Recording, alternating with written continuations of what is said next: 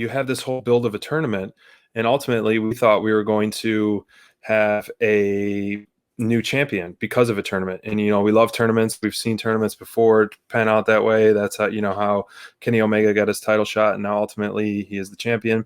But we saw Shida versus Ryo Mizunami, which was a very, very physical match. And, the announcers did a good job really hyping up Shida in terms of her being the longest reigning champ in AEW. She's had the title for 288 days. And this match was, she's at 13 straight wins. This match was very physical. I loved how it went outside. Rattling off some facts on Shida, bro. I had to write those down because I like to throw in those little fact checks for sure.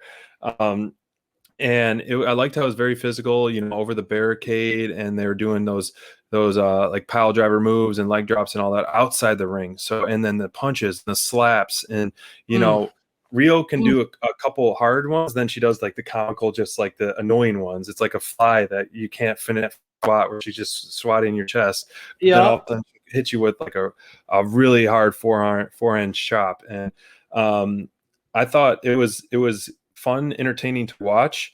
After that high energy tag team, this one kind of slowed, I think, the pace down of the show just a little bit, but then it reignited it at the end of the match and what happened afterwards.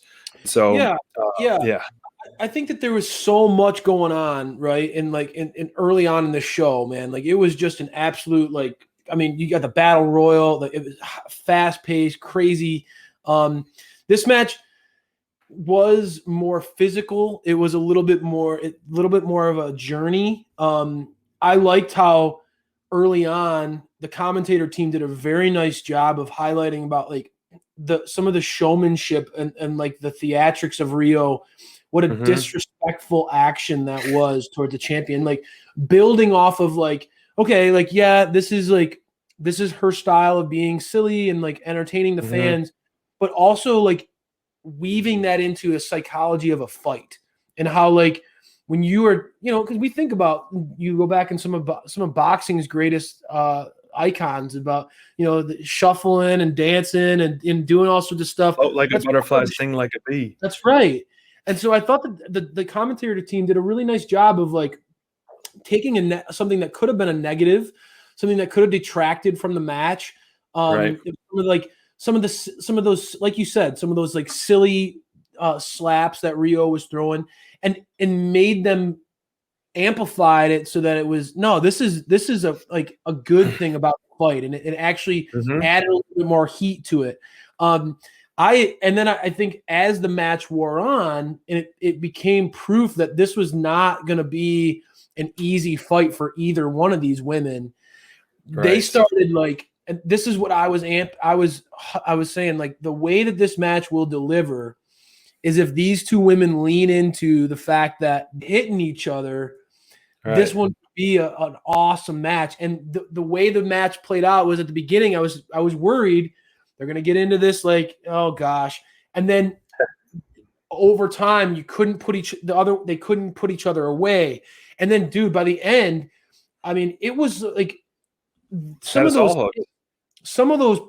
those strikes were, I mean, they were fit, like they were like not loud sounding. They're not like the leg slappers. They weren't any of that stuff, dude. It was just like hitting meat. I mean, they were like just a forearm into the chest. You could feel some of the pain that these strikes were behind those strikes.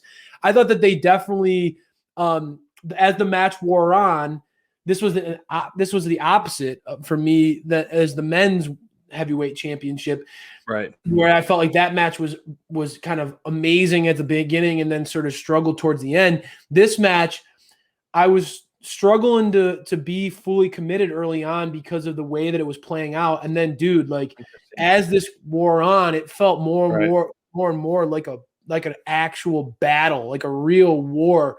And it was a reminder, dude, like I love seeing Shida in the ring. I forget. It's so easy to forget how awesome she is. But man, like when she's out there and she's in a match that there's somebody's pushing her to like start throwing those strikes that we know she can throw, I thought that she really stood out as a defending champion on a show where no title changed hands tonight. I was I was thinking about that today too, and I was like very surprised as well. But I think we're in for. I do think we'll talk about more depth later. Darby might be dropping the title soon, and I think it would be a good time for Scorpio to take the reins. Maybe he's just too beat up, but we'll talk about that in the ladder match. Yeah. But as we saw things develop at the end of this, and we talked about it on our previous show, and it's necessary for the division when you only have one women's match on the main card itself to have more furthering feuds. We saw Nyla Rose first come out and show face, and then we had Britt and Maki Ito come out. Then you had Thunder come out to save the day. So, which is setting up for a 6-woman tag on Dynamite, which we can't wait. So that's going to be, even though we just had this big tournament with 16 competitors that ultimately Shida retained, I think now we're going to start to line up more of the homegrown AEW women as competitors, and ultimately we'll see Britt Baker take gold. Speaking of homegrown, I mean, Big Swole is going to be, she's next in line. She made it very clear on Dark. She's coming. She's coming for a shot. So we know that, like, it was great in this tournament, was able to establish some new characters for us in the scheme of the women's division. Maki Ito was somebody who we now are familiar with and excited about seeing. Ryo Mizunami is obviously, she had a great showing in this pay-per-view, and I don't think she's going anywhere. Nyla was reestablished as a powerhouse and an absolute force to be reckoned with in this tournament. So there were a lot of positives to take away from that tournament. I think that, as you mentioned, AEW is going to do a nice, at this point, they're going to start seeing this division's got a lot of different pieces that they can start playing off of. And this division needs to get a little bit more time as we head into the summer. The AEW women's division, they're not lacking for stars. Even though Anna Jay's injury is an unfortunate timing, there are a lot of women who deserve opportunities and time on the show, and I think that that's gonna start to continue to build. And this was a great, the ending of this match, I give this match an elite. The ending of this match, I think, even further cemented that. You had Britt come back out, you had her come back out there with Maki Ito get involved, and you got to see sort of what we love about AEW is just that, like, these characters. Britt and Nyla had that face-to-face. Britt lost to Nyla in the tournament. They addressed the history, but then they had that kind of unspoken alliance that, okay, like, we friends might not have a common enemy. Right. We might not be friends, but we both have a common enemy here. And so I love those seeds getting planted. I want to see how that continues to grow. Right. I'm so invested in the women's division of AEW. I really, really believe that they have some stars that are breaking out in a big way. And I think that Britt Baker and Thunder Rosa are the ones that are really leading that charge. But having Shida align with Thunder Rosa, that you talk about some strikers, dude. Both of those women approach matches with no nonsense. So Britt's got a lot in store if she wants to go after Thunder. She's going to have a lot in front of her, but really, really excited about where this is going. I thought that this was a highlight for me of the show, both in ring and with character work.